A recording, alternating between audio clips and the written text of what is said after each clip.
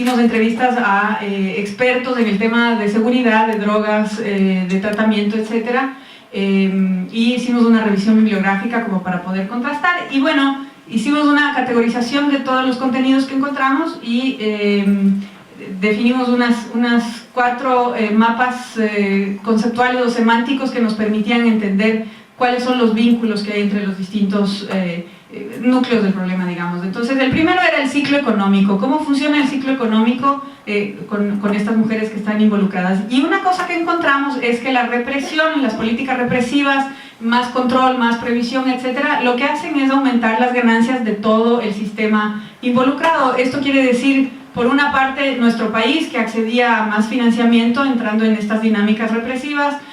Por otra parte, si es que hay más presos, hay menos dealers en la calle y entonces aumenta el precio de las sustancias y eso le hace un negocio más interesante, hay más incentivo para seguir participando. Por otra parte, hay esta posibilidad mayor de extorsión por parte de las fuerzas de la ley, de la policía, y entonces nosotros vimos que a mayor represión esto no funciona como una estrategia de disuasión, sino más bien aumentan los precios y por ende aumenta el incentivo de participar en este tipo de economía subterránea. Esa fue una de las cosas que encontramos y que nos parecía importante. Ahora, esto no es novedad. En 1920 los Estados Unidos ensayó, bueno, en el primer tercio del siglo XX, ¿no? Los Estados Unidos, Canadá y Finlandia ensayaron con la prohibición del alcohol y pasó lo mismo. El precio del alcohol se triplicó, pero no hubo ninguna diferencia en términos de consumo. O sea, no porque sea más caro la gente deja de consumir, eso no pasa en ninguna parte. Y con las drogas más o menos es igual, aumenta el precio, baja la calidad, pero el consumo se mantiene, ¿no? Ni aumenta ni disminuye. Entonces no hay ninguna influencia en ese sentido, ¿no? Este tipo de temas, además, cuando nosotros los topamos, cuando tratamos de hablar de esto, la última vez que yo expuse sobre esta investigación fue en la Flaxo, en el Ecuador, y había una policía ahí antinarcóticos que se sentía un poco aludida. Primero, no es un tema personal, no estamos tratando de incentivar que se droguen, igual lo van a hacer.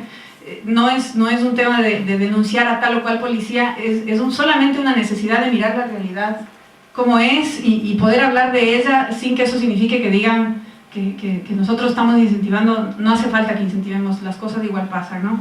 Pero es un tema que está muy atravesado por la moral y por supuesto cuando se trata de mujeres vinculadas al microtráfico, el tema de la moralidad es todavía peor. Casi prohibido hablar de ello y entonces terminan siendo silenciadas y cualquiera que quiera defenderlas también termina siendo silenciado, ¿no? Bueno, nosotros encontramos con esta investigación a partir de los relatos de ellas que ganan los narcotraficantes, los grandes distribuidores, ganan ellas, las microtraficantes, pero no ganan gran cosa, ¿no? Pero bueno, ganan como para vivir de eso. Gana la policía que extorsiona a las mismas microtraficantes. No, la policía no extorsiona a los grandes distribuidores, extorsiona a la chica del menudeo, a la que vende la droga en la calle. Ganan los países y además ganan las clínicas privadas de tratamiento de adicciones. Entonces, es toda una complejidad donde todo el mundo gana y entonces hay que cuestionarlo, ¿no?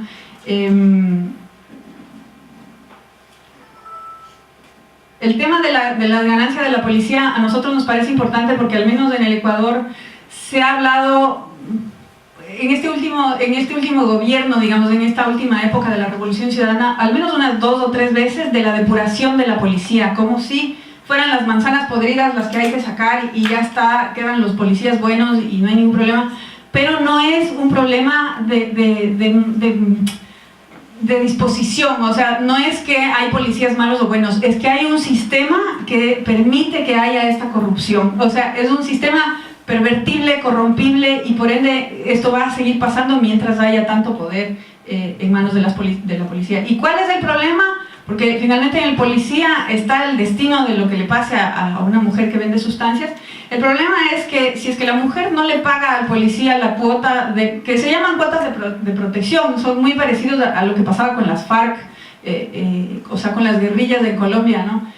Si es que la mujer no le paga al policía, corre el riesgo de ser llevada a la cárcel, apresada, y si es que es apresada, corre el riesgo de que el distribuidor se sienta amenazado de que ella puede soplar o puede haber dicho algo, y entonces eso pone en peligro no solamente la seguridad de ella, sino además la seguridad de sus hijos. O sea, ellas sienten que están amenazadas por ese lado. Y entonces nosotros investigamos cuáles son los peligros a los que ellas están expuestas cuando hacen este tipo de trabajos como mujeres vinculadas al microtráfico, y encontramos bastantes cosas. Los expertos piensan que el mayor peligro son las redes de tráfico, o sea, los ajustes de cuentas, los controles de territorio y etcétera. Pero las mujeres no, las mujeres, a ellas lo que más les asusta es la policía, es la fuerza de la ley.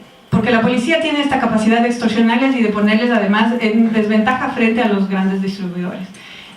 También, bueno, encontramos que la adicción puede ser un peligro, pero que bastantes de ellas que han encontrado en esto un espacio de subsistencia para ellas y para sus familias, aprenden a controlar los usos y dejan de utilizar o utilizan mucho menos, pero no tienen los usos conflictivos que quizás tenían antes de empezar en el negocio. Entonces eso también nos pareció importante. Y finalmente un peligro, algo que nos pareció muy importante, que es un peligro tácito que está presente en las mujeres vinculadas al microtráfico, es la cuestión del futuro. ¿Qué van a hacer de sus vidas? ¿Qué quieren hacer?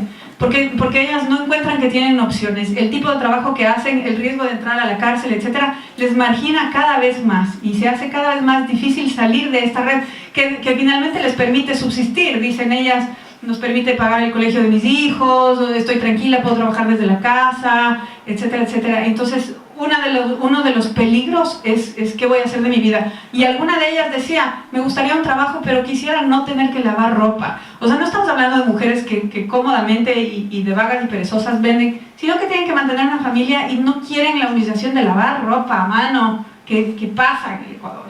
Y entonces es complejo porque sí nos toca preguntarnos qué otras posibilidades tiene una mujer que se embarazó de chiquita, que dejó el colegio, que vino de una familia pobre, que no tiene skills o que no tiene actitudes, que no tiene experiencia laboral, que tal vez estuvo presa, que tal vez estuvo internada en un centro de adicciones. Además, cuando la mujer, una vez que ha pasado por todos estos procesos, tiene la amenaza de perder, constantemente de perder a sus hijos, ¿no? De que les quiten, de perder la tenencia, etcétera, etcétera. Entonces es un tema muy, muy complejo y es uno de los peligros que más nos llamó la atención porque tampoco es así tan evidente como el de la policía, pero es una amenaza tácita, ¿no? Revisamos el tema de los usos conflictivos porque los funcionarios tienen esta creencia de que eres narcotraficante o eres microtraficante para conseguir la sustancia y para drogarte, pero encontramos que eso no sucede en la mayoría de casos. El peor caso que encontramos en realidad era el de una mujer que compraba en la ferretería goma, el cemento de contacto, que es una sustancia legal, lo distribuía con indigentes, se los vendía en la calle y con eso pagaba ella su propio consumo. Ese es el peor caso de una sustancia además que no es prohibida, entonces el precio no es muy alto, la ganancia es paupérrima y era la única en realidad que nosotros encontramos que estaba en este negocio, pero no es un negocio el cemento de contacto, ¿cuánto valdrá? No sé, pero para poder sostener el cemento de contacto, sí, como inhalante, ¿no?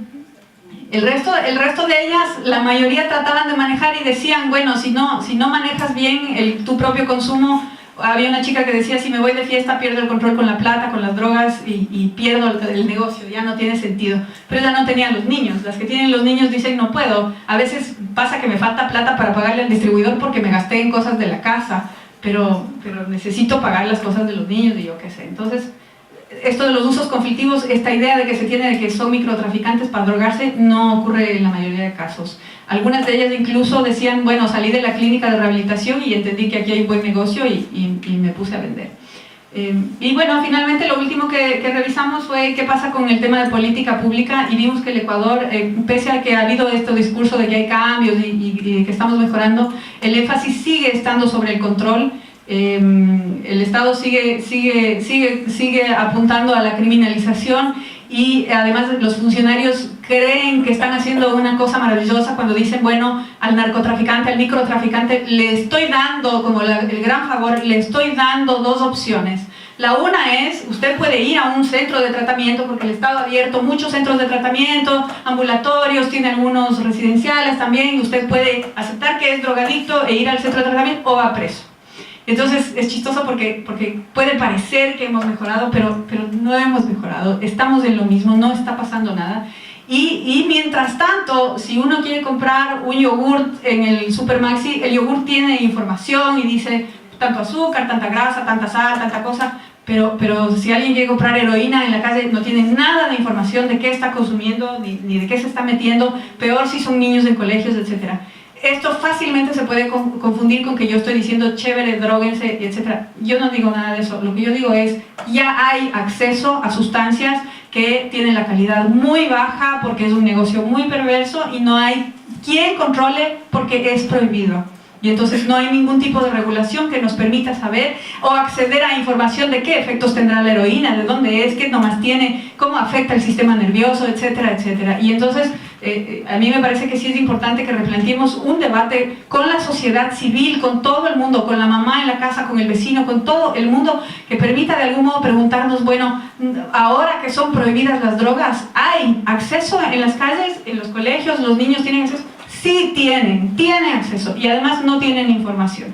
Entonces sí es necesario que nos preguntemos porque mientras tanto pensamos que estamos muy protegidos con las mujeres presas o con los hombres presos, con todo el mundo preso, pero no estamos protegidos. Las mujeres terminan en la cárcel si es que no pagan la extorsión de los policías, esos niños terminan en el Ecuador, al menos antes pasaba, no sé si ahora es peor que ya no pase, pero antes pasaba que las mujeres iban a la cárcel y los hijos les acompañaban, iban a la cárcel con ellas.